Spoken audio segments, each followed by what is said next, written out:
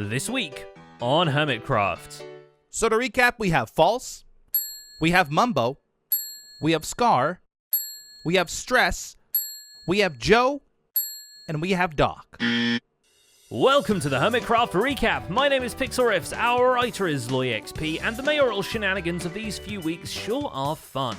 Not as fun, unfortunately, is seeing a vocal minority of the Hermitcraft fandom harassing the creators running for office.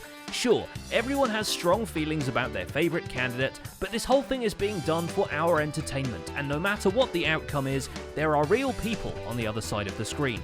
A little friendly competition is not an excuse to leave harmful or spammy comments on the competitors' videos. So as fans of Hermitcraft ourselves, we have to ask you to remain civil, keep it classy, and support your favourites in a more positive way.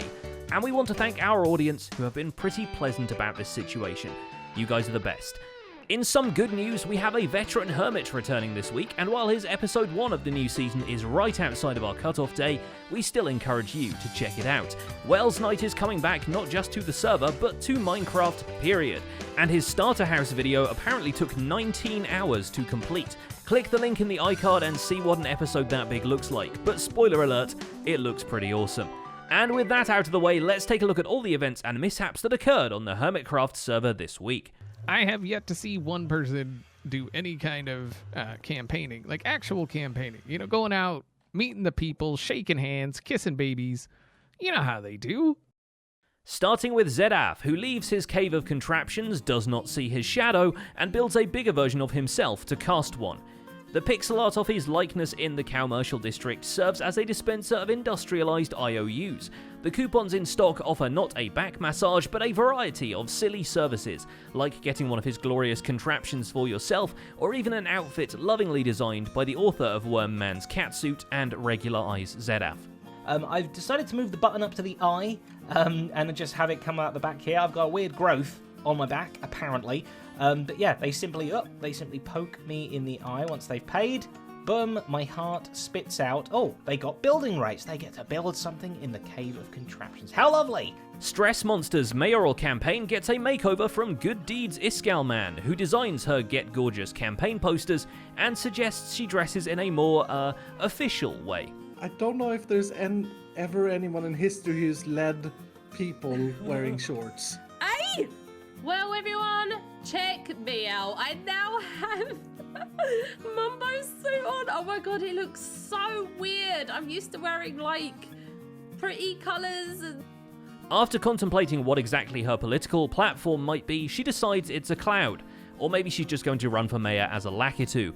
It'd make sense considering the Mushroom Kingdom is right next door, but your mayoral candidate is in another castle because she builds a magenta turreted keep, crowning this brand new sky fluff, and adds a glass throne so she can practice sitting on the diamond one. It's also a good opportunity to change up the business suit colour scheme a little, although we wonder what Mumbo will think if he ever gets it back.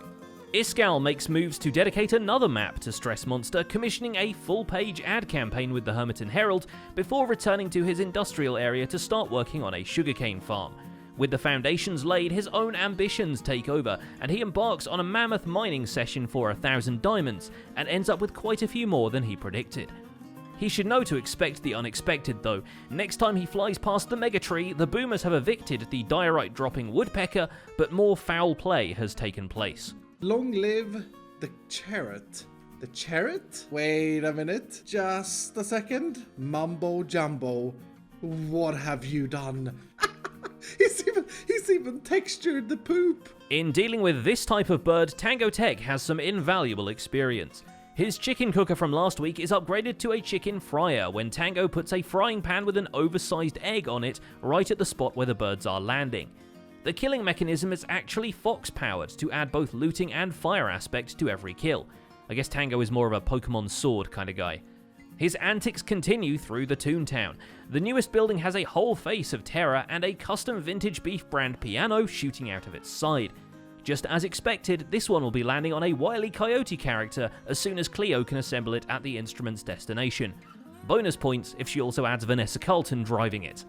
That looks good. That looks good. It's going to be great. And it's going to look even better when Wile E. Coyote's underneath it.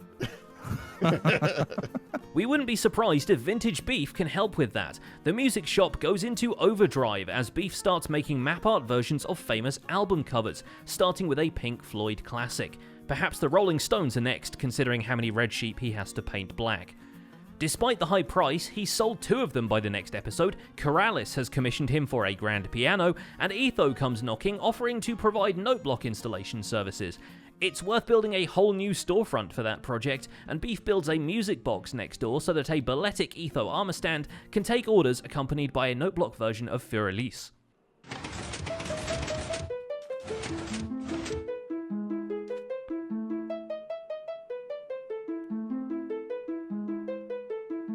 That's amazing! That is perfect. Zombie Cleo, in the meantime, should have no problem with the cartoon characters, seeing how impressive are the creatures she's been sculpting already. In her creaturearium, Cleo puts together a few impressive specimens like a tarantula, a literal stick insect, and the elusive barber scorpion.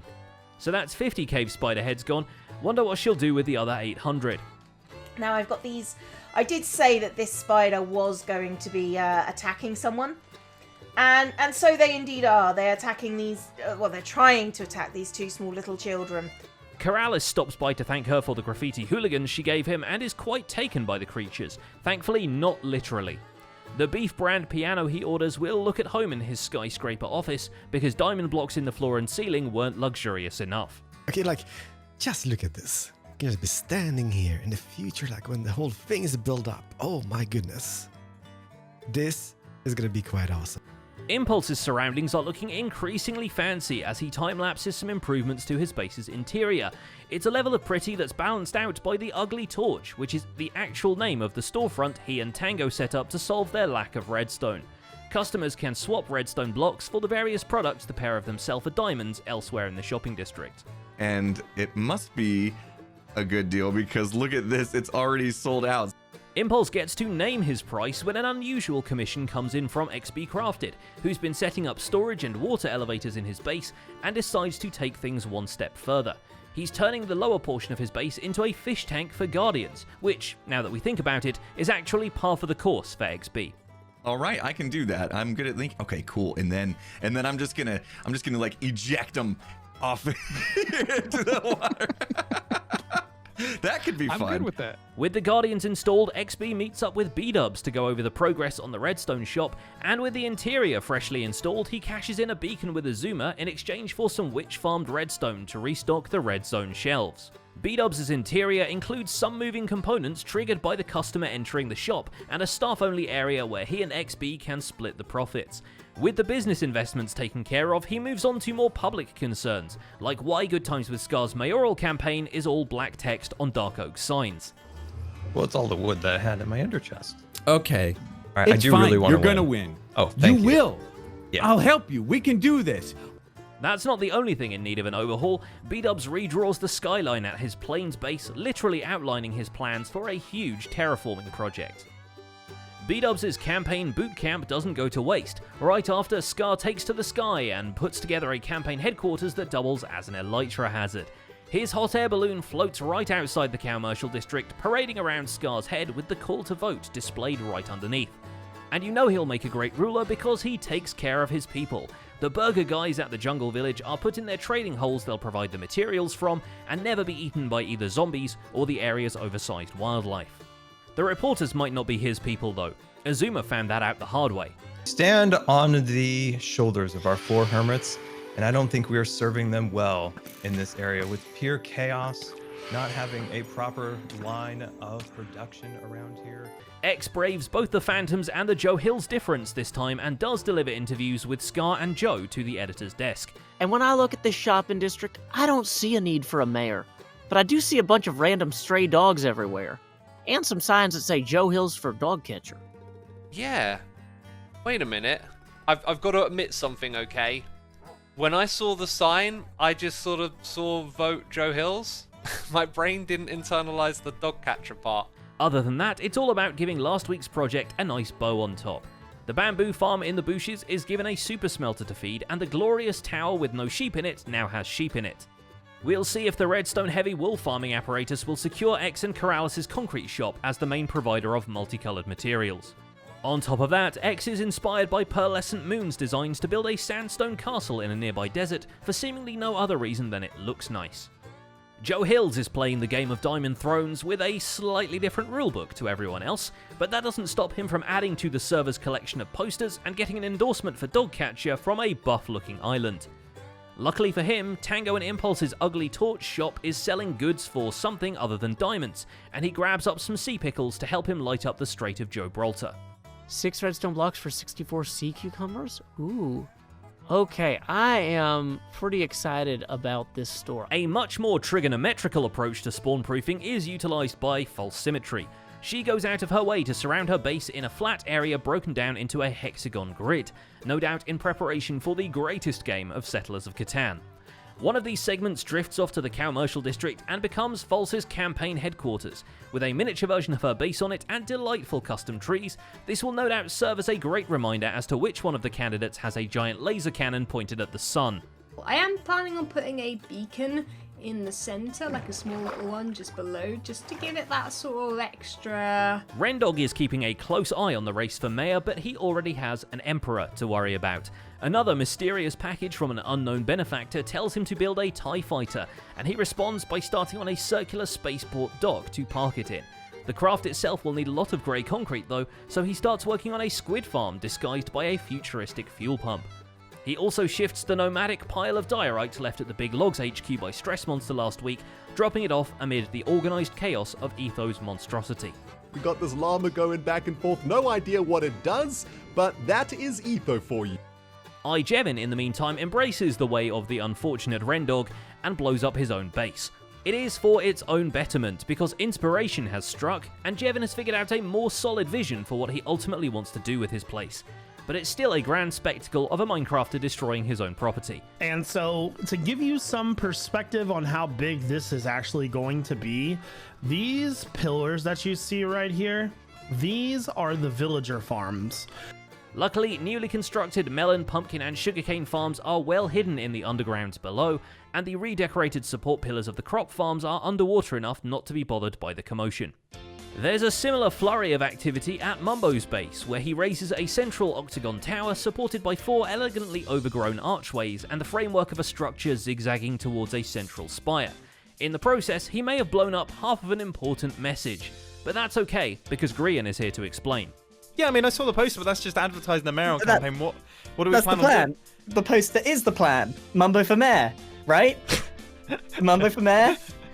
Plan. That's not a plan. There's no plan there. That's just... I don't know what mayors do. In the absence of a campaign plan, they settle on putting a paper bag over Mumbo's head and building a giant robot, which actually sounds like a great plan in the context of this server. At least Mumbo gets to clean up his image when Tango agrees to return the mustache in the only way he knows how, by launching himself at Mumbo with supersonic speed.